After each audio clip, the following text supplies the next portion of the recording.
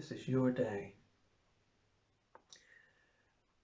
When I was a child, a small child, I was a bit spoiled and a bit of a crybaby and a bit of a mummy's boy.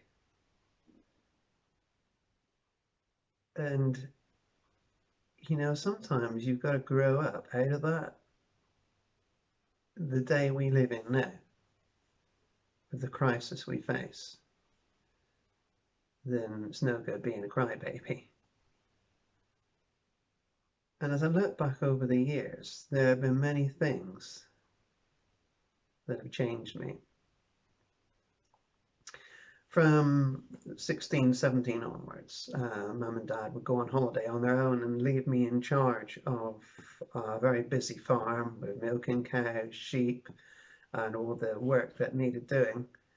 And it became almost a joke that every time they went away, maybe they went away a couple of times a year, something like that, something would go wrong, something fairly major that I would have to deal with. And most times it wasn't things that I'd caused, but they just happened. I'll give you one instance. We had a calf, just when Dad was leaving for his holiday.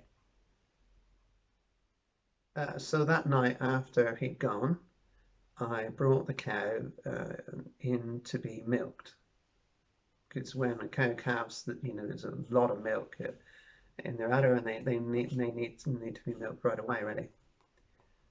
And as I was bringing this cow in, she slipped, did the splits, and fell onto the floor and couldn't get up.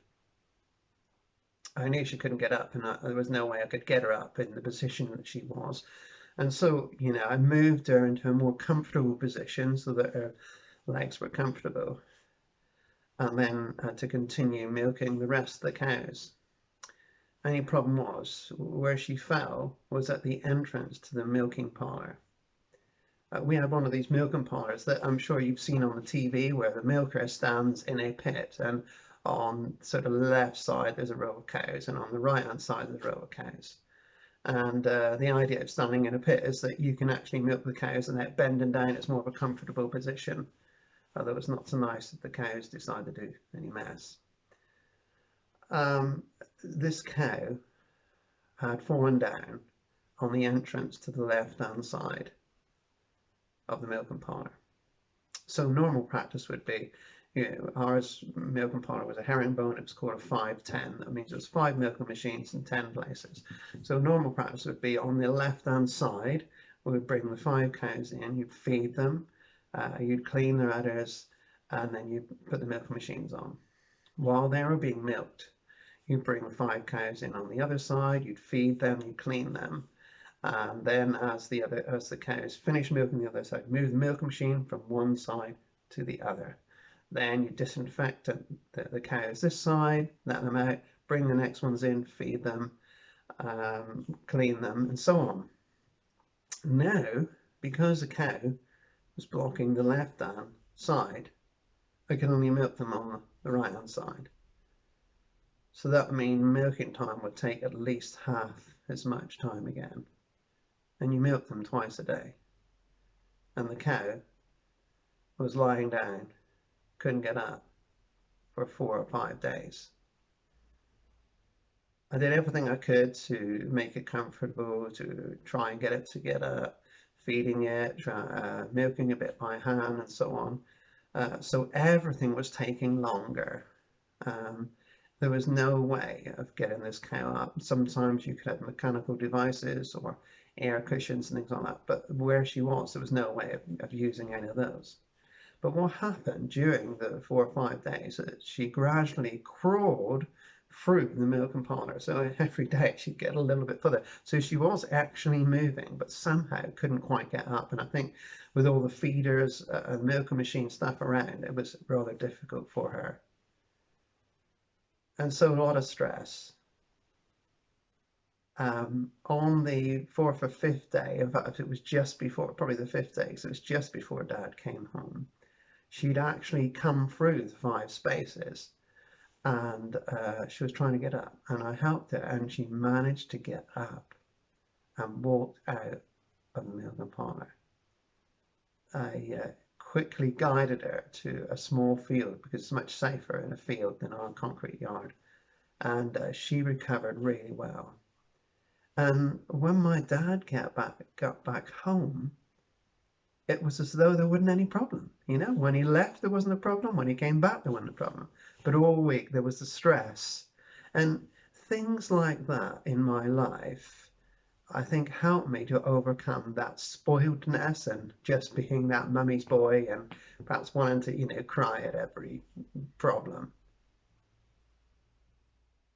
And, you know, we need that. We need strength. We need strength of character as we're facing these days. No, it's not wrong to cry. It's not wrong to have a bad day, an off day, but we need strength of character to get through. Last week, I shared with you the first part of a story. And I know one or two of you said to me, oh, we can't wait another week. Well, okay, now I'm going to tell you the end. So just to recap, there was a king. He was the most important king in the world at that time. He had deposed his queen because she disobeyed him, and he got a new one in place, and he really loved her and was really happy with her. And so she was really key to him, to his life. But also there was a young man that he was very ambitious, very bright, a very good leader, and the king had promoted him to prime minister. And he had, if you like, these two were the most important people in his life. The Queen's uncle saw through the ambition and the selfishness of this young prime minister and would never bow down to him. The young man hated it because he loved people to praise him. When he realized that the uncle was a Jew, he decided to speak to the king and get all the Jews massacred on one specific day, not knowing, of course, that the Queen was also a Jew. Well, the king agreed because he trusted the young man, and everything was set in place. The Queen's uncle sent her a letter saying, look, you got to do something about this, because, you know, if you don't, you're going to die too. She said, well, what can I do? I can't do anything. The king hasn't seen me for 30 days. He's got distracted with other women, with what's going on in the empire and so on. And he don't really want to see me. And there's a rule that if you approach the king without being caught, then that's it. It's immediate death. Unless he extends his golden scepter to you, which he's never, ever done.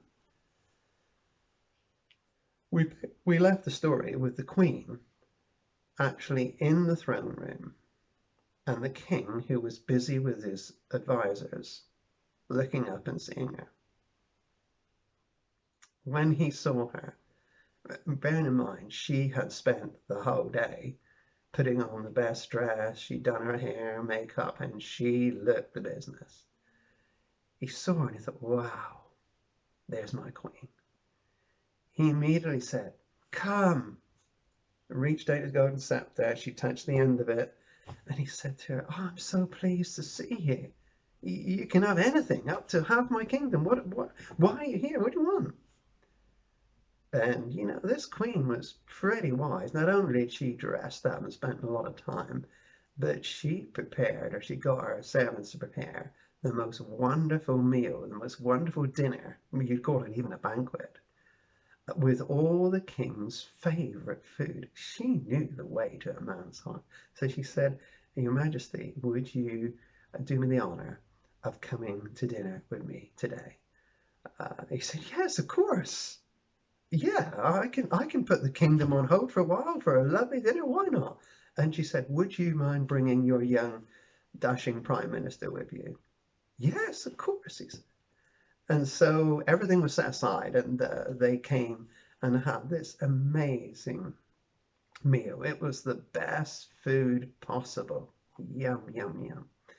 And during the meal, he said to her, now, what is it? What is it you want? And the Queen, again, being very wise, you know, she was not in a hurry to tell him what her request was. She said, look, if it pleases the king, would he and his young Prime Minister come back for another dinner tomorrow?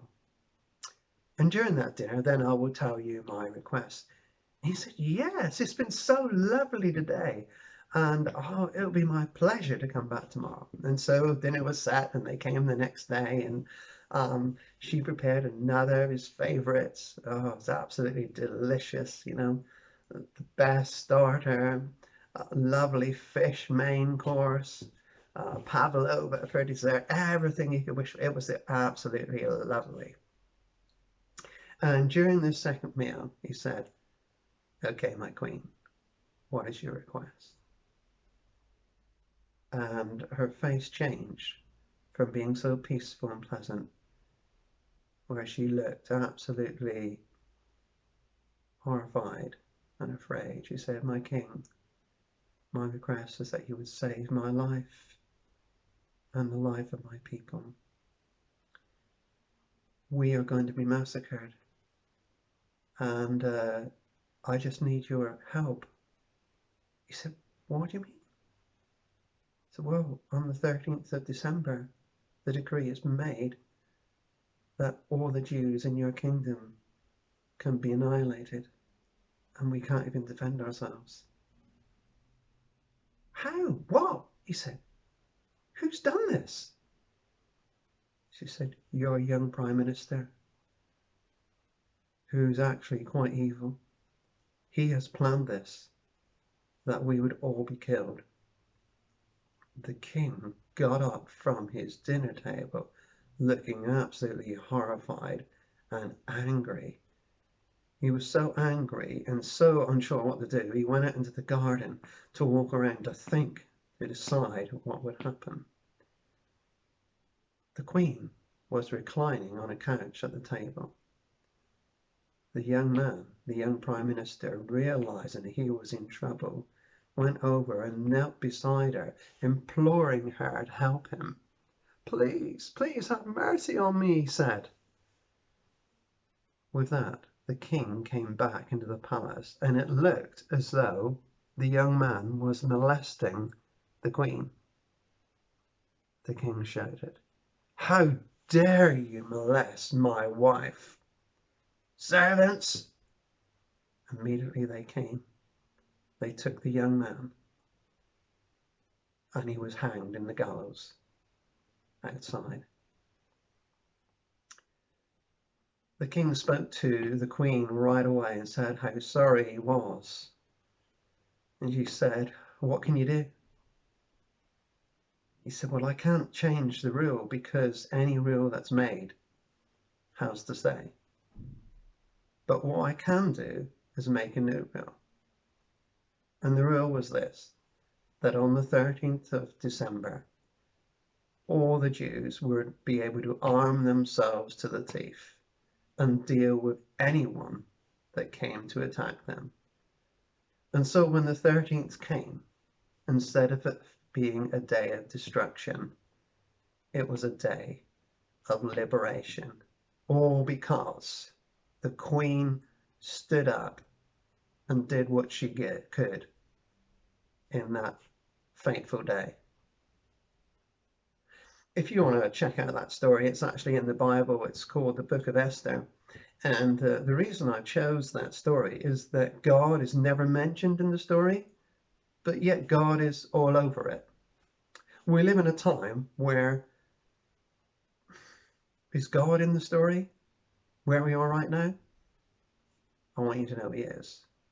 Maybe we can't see him sometimes. Maybe it's hard to see what he's doing, but I want you to know he's in it. Boris Johnson this week called the virus a mugger that was waiting to get us, that we had to be on our guard against. Jesus said the thief comes to steal, kill, and destroy. That's like the virus. He goes on, I have come that you may have life, real life.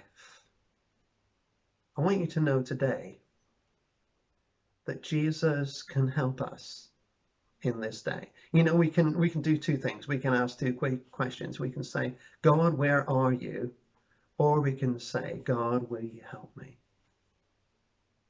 I want you to know what life has taught me is to say, God, will you help me? And I tell you this, he will.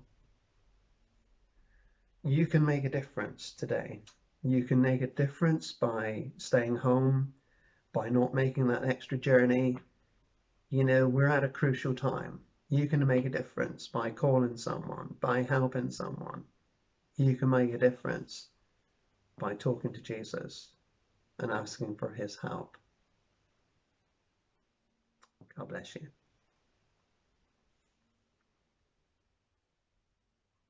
Martin, yeah? You're not supposed to swear in these talks, you know? What do you mean swear? I didn't swear. I don't swear. You did. You said. I did not say that. I said mugger, with an M. I didn't say that other word. Are you sure? Of course I'm sure. I think we ought to check it out, and then if you did, we can edit it. I never edit these videos. They've got to be live. They've got to be like just as I am. You know, sometimes I make mistakes. I'm not editing it. But what if you did say a swear word? Well, I didn't. But if I did, next time I'll make a proper apology. Well, let's check it out and see.